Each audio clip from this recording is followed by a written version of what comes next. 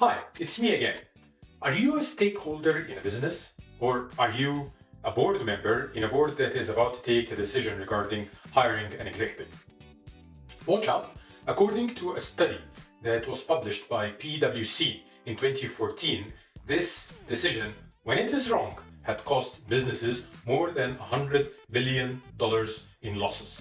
So the stakes are very, very high. Stay tuned to me. I'll share with you my personal 5 red flags when it comes to choosing an executive. And also, I'll share with you some of the studies that summarized the main qualities that you should be looking for when hiring an executive. Stay tuned. Don't go anywhere. We have it packed for you. The study that I have mentioned have sent businesses in complete shock. And everybody was surprised that this is how big the problem is when it comes to choosing the wrong executive. And then the study had signaled out the CEO position as the number one position that is responsible for such a loss when the person that is occupying it is the wrong person.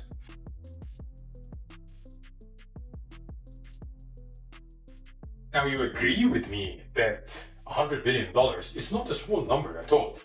And to say that someone is responsible for such a big number just because we didn't choose them right is such a big surprise. Just to keep things in perspective, this number is equivalent to 0.7% of the US GDP, the national GDP of the United States in 2014. So that is massive for an economy that is growing at 2.3%. So 0.7% of that is a lot. In a book called The CEO Next Door, Elena Botelho and Kim Powell tried to answer the literally billion-dollar question. The question was, how can we choose the right CEO?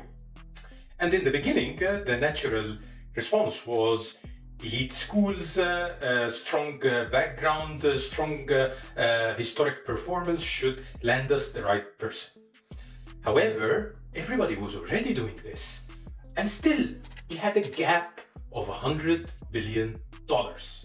So the actual question was, how can we close this gap by choosing the right person? Listen to me. Doing the same thing and expecting different results is the definition of madness. And we cannot do the same thing and expect this $100 billion gap to just vanish into thin air. There has to be something different. And this is what they tried to answer in their book.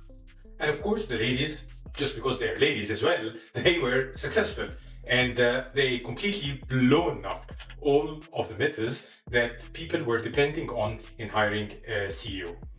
They actually boiled it down into only 4 behaviors. These 4 behaviors were recurring in every and each single CEO who was successful and who was taking his business to, or her business to, new horizons. Now start taking notes of these 4 behaviors. If you want to become a CEO or you want to hire a successful CEO, you have to be on the look for these 4 behaviors. The first of them is being decisive. A CEO, a successful one, is decisive, and he or she will not be owing and owing regarding a decision. They will go straight up, they will weigh the decision and take it and stick by it. The second behavior was that they are always and relentlessly reliable.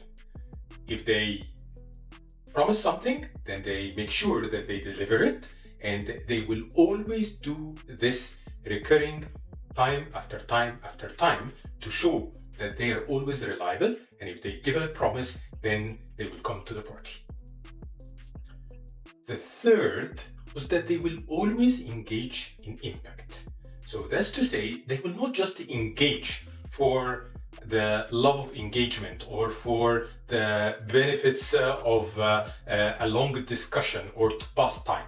If they're engaging, then they're engaging and looking to deliver an impact on the business or on the people around them or on the organization, but they have to engage with an impact.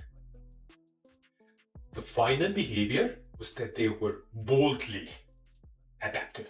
That's to say, they will adapt to any situation. Their agility is impeccable. They're able to shift and change their looks, their decisions, their position to be able to adapt to the new realities of the business or of the market or whatever it is. But they were bold about it, they will not be afraid about it, and they will shift and change and make sure that they are in the right position to continue to deliver the business. Now, these ladies didn't even stop there. They decided to even abolish the rest of the myths around becoming a CEO. And they said, like, no, wait a minute here. Becoming a CEO is not like a strike of luck or something like this. No, there is a general behavior that is always depicted with any CEO.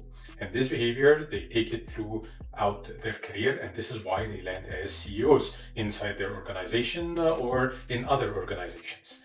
And they boiled it down into three main behaviors that all of the CEOs have adopted, and this is why they landed the position.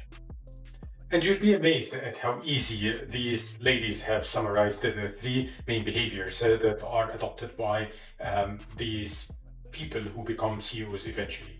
The first one is get strong, so they strengthen themselves all the time. Second one is get to the top, so they are always aiming to the top of the organization, wherever they are. They always shoot for the top. Then the final one is get results.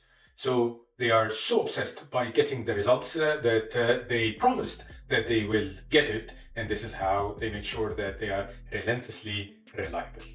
Another attempt to answer the billion-dollar question that we have been discussing is the one that was spearheaded by James Collins in his book, Good to Great. In his book, he categorizes leadership into 5 levels, 5 different levels. Okay, the highest of which is where he sees CEOs should be landing in. However, his highest leadership level hasn't been around capability to deliver results or capability to inspire an organization or visionary in business, but it boils down into a very human touch. And this is to be able to blend humility into the style of leadership. You see, humility is what, for James Collins, is what separates a good CEO from an excellent or outstanding CEO. So all of these attempts are great, and I've learned a lot from them, and it helped me to learn how to become a CEO. And I guess it will help all of you guys as well if you read through the 2 books that I have mentioned so far. However, for me, 2 traits have touched my heart very much. The first one is the capability of a CEO to lead the organization during the darkest hour, when the storm is at its peak and when shit hits the fan, basically. How a CEO can stay composed, how an executive can lead the organization to safety. This is major. The second trait has been humility. When I read about it in the book Good to Great, it really touched my heart. This is really one of the traits that also I have seen with other leaders in my career that really separated the good from the great.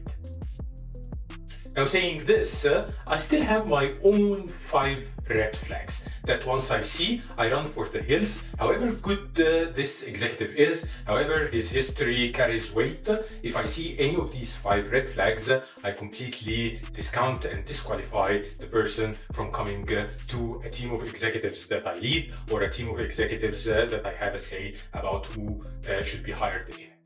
So let me tell you about my 5 red flags in an executive or a CEO. Let's start by the first one. Guess, drum roll, and it is brushing over the bad news. The biggest problem with brushing over the bad news is that it creates a false sense of relaxation in the entire organization. Everybody thinks that things are rosy and perfect while they're not. There is a disaster incoming or there is a problem that the CEO or the executive is avoiding to bring forward to the stakeholders or to the organization. Now, the problem with this is that it has a compound effect. That's to say that the entire organization is now infected with the idea of brushing over the bad news. So everybody doesn't want to say anything about anything bad or anything going wrong, and everybody is celebrating great achievements and great results without looking at also a balanced picture with any problems that might be coming. And this creates a huge problem in terms of expectations, and also it creates a big trust issue between the organization members. That is my first and biggest red flag in an executive or a CEO. Let me tell you about my second red flag. My second red flag is a yes man CEO.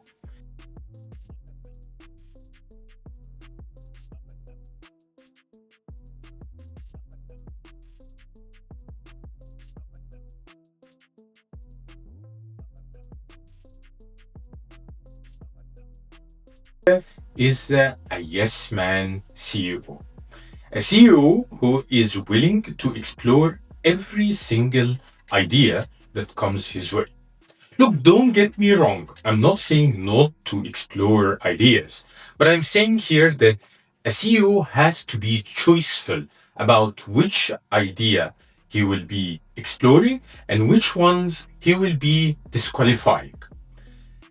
The greatness here is that a CEO or an executive will be faced with 100 good ideas, but not all of them can survive, and not all of them will bring him or her to the vision that they are heading to. However, the problem with exploring each and every single idea is that it is exhausting. The third red flag is dictatorship. And actually, a dictator CEO or a dictator executive is just as bad as the yes man.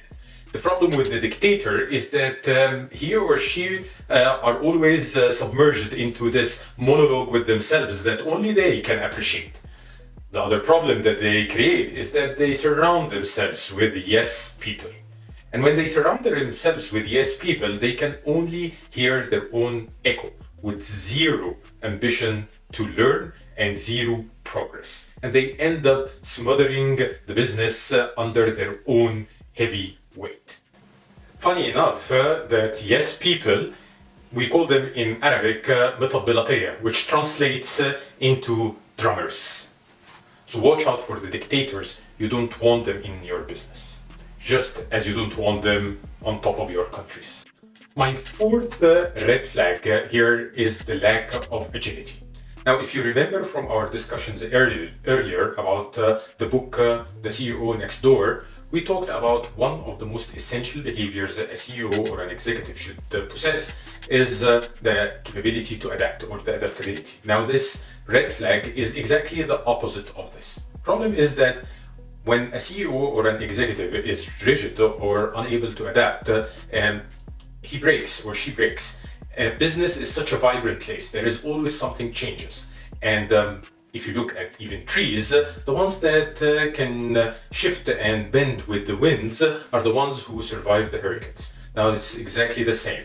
Only the CEOs and the executives who are able to adapt and have the capability to be agile are the ones who can survive the hurricanes of the business. The others, they break, and they break the business with them.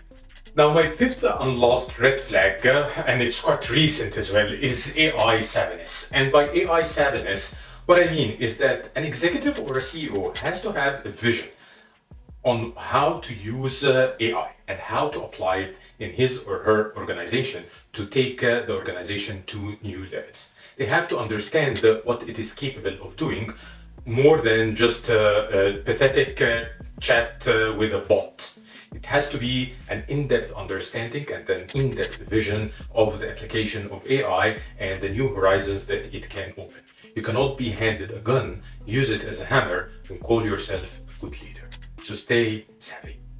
So now that I have shared with you my 5 red flags and we discussed briefly about 2 books that I really would recommend that you go buy and read through them, I just wanted to reflect on all of this. At the end of the day, it boils down really to choosing the right leader for the journey. This is a journey into the jungle, and choosing the right leaders to the pack might mean the difference between getting lost or a successful journey through the jungle. So make sure you choose wisely and you choose the right leaders, and welcome to the jungle. So if you have enjoyed the episode, please like us, subscribe to us, give us a comment, tell us how did we do, tell us how can we enhance the discussions. I will also leave in the comments the links to the books, and a summary will come up for all of our main discussion points. Thanks again, and see you next time.